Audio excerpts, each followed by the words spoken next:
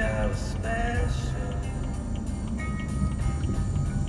but I'm a creep.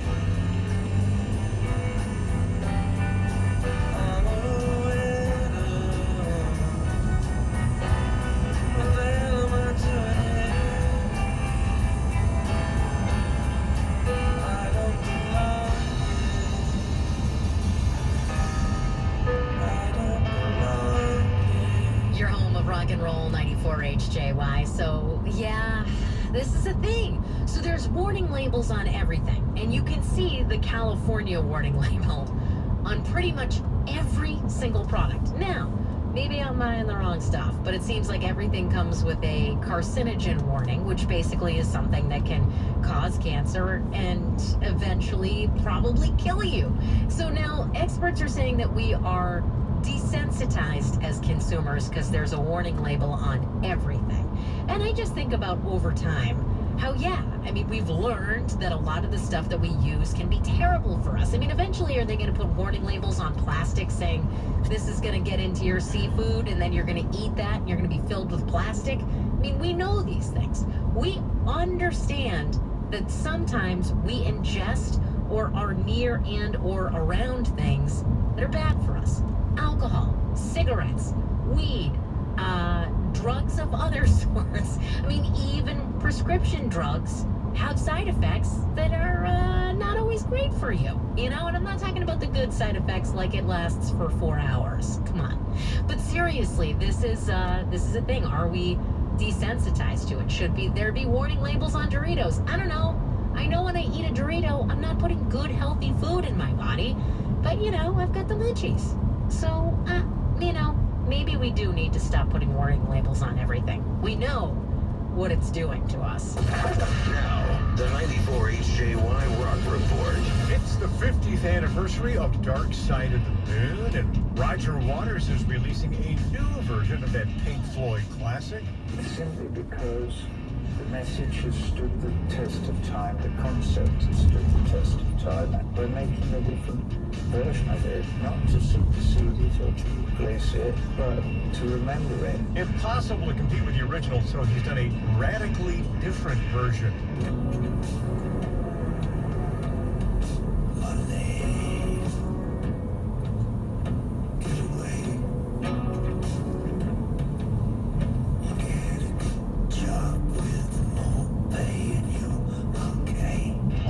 Roger. Well, I think we'll stick with the original here at your home of rock and roll.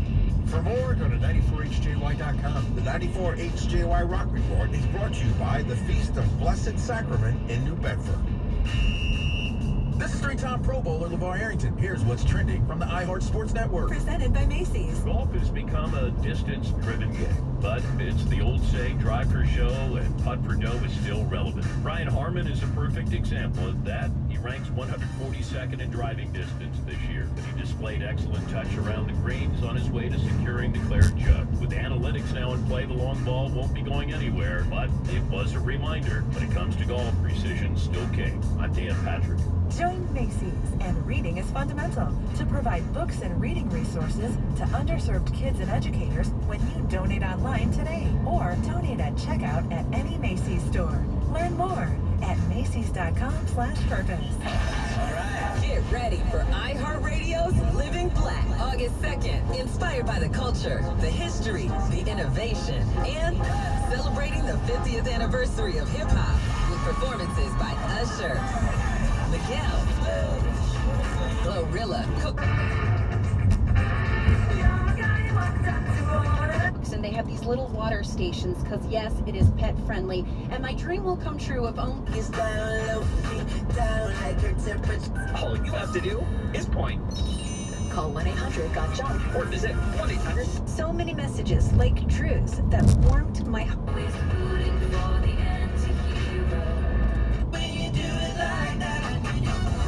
Union and how we, guide them through.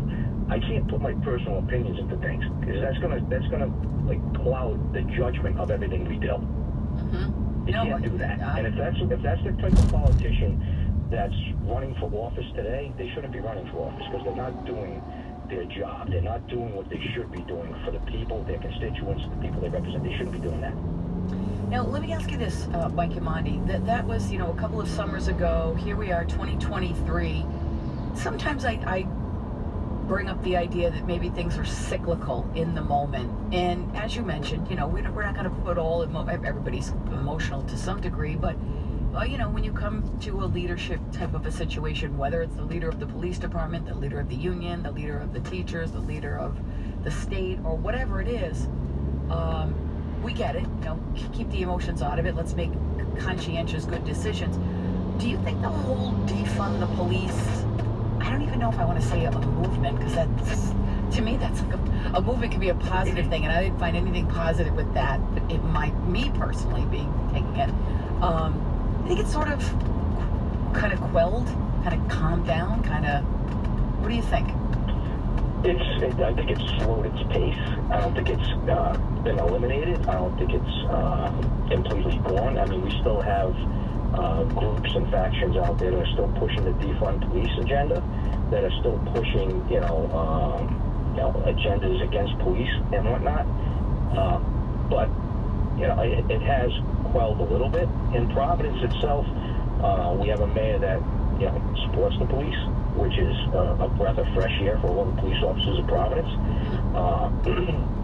He holds us to a standard, absolutely, rightly so. And if we violate that standard, then we face what we're going to face. But he's mostly supportive of us. I'm yet to hear him say something that was not in support of the police department, and that makes us feel much more comfortable in going out there and doing our jobs and having the confidence to do our jobs, knowing that we have the backing of our administration and our mayor. But we've already been defunded. This police department has already been defunded, and to Mayor Smiley's credit, he's trying to rebuild the police department as far as manpower levels. During that whole defund the police movement, they can say that, oh no, we never really defunded the police. We never really, stopped hiring police officers. Our police ranks went down over the last 12 years from 494 officers to 400. That's defunding the police. I don't care what way you want to slice it up. That's defunding the police. That means that's 94 officers that were once on this job, patrolling the streets of Providence, filling those specialized units, making the city safe, no longer there, and putting the strain on the remaining officers that are on the street. And we're seeing it today, the burnout factor, people retiring quickly, and so they can say all they want that, the defund movement's gone, and it's still there to a degree. Well, it's sort of the residual of it, right? Right. Now you have to clean it up, and you have to pick up the pieces. And there was some positivity, as you mentioned, and I will say it too, with the new mayor, Smiley, that he wanted to quickly get in another academy, right? Yeah. And all of that is still underway and on task. Is that correct? It's on course, yes. They started a new recruitment process, so that is on path to start the next academy sometime after, I would think, January, February, March, in that area. So, which is great, but, we have I believe the budget was passed for academy, a class of 40, maybe 50. We've lost 20 plus officers in the last month and a half. And we're going to lose more officers at the first of the year. We're going to lose more. And, it's part of the problem is going to be recruiting. So when I went through the process, and we're talking, eons ago, we had 4,000 applicants. We were able to get 3